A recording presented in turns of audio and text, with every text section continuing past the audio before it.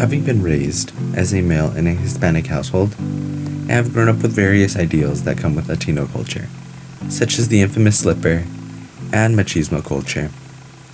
Machismo in itself, however, is arguably impactful to young males, such as myself, who are raised under its standards of superiority and toxic masculinity.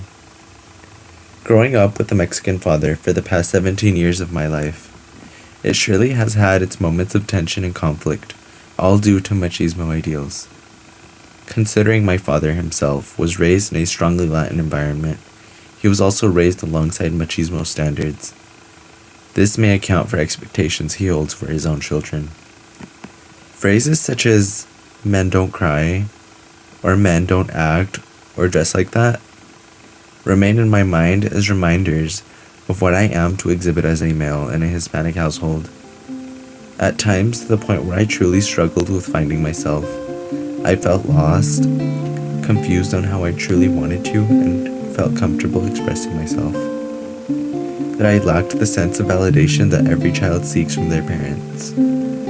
I never once felt the need to impose a sense of superiority or make others feel inferior with words or actions that would instill fear or a sense of intimidation. It felt as if my gender essentially dictated how I was to behave and treat others around me, the macho mindset. Machismo, or toxic masculinity in itself, is composed of risky behaviors.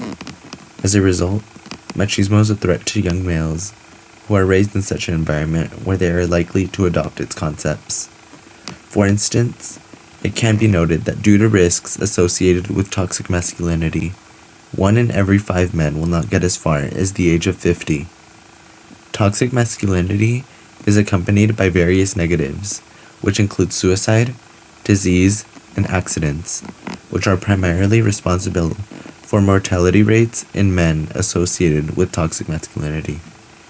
The idea behind being the breadwinner, or simply being the sole provider in general, can be draining both mentally and emotionally.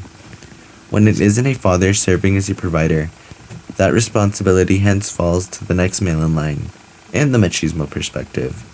Society in general has held its standards of the traditional breadwinning male ever since the 19th century, which essentially may have influenced men to mold into the following societal norm.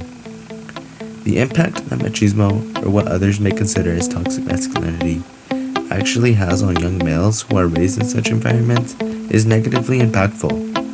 Males need to understand that there is no rule set or guide on how to act generally male.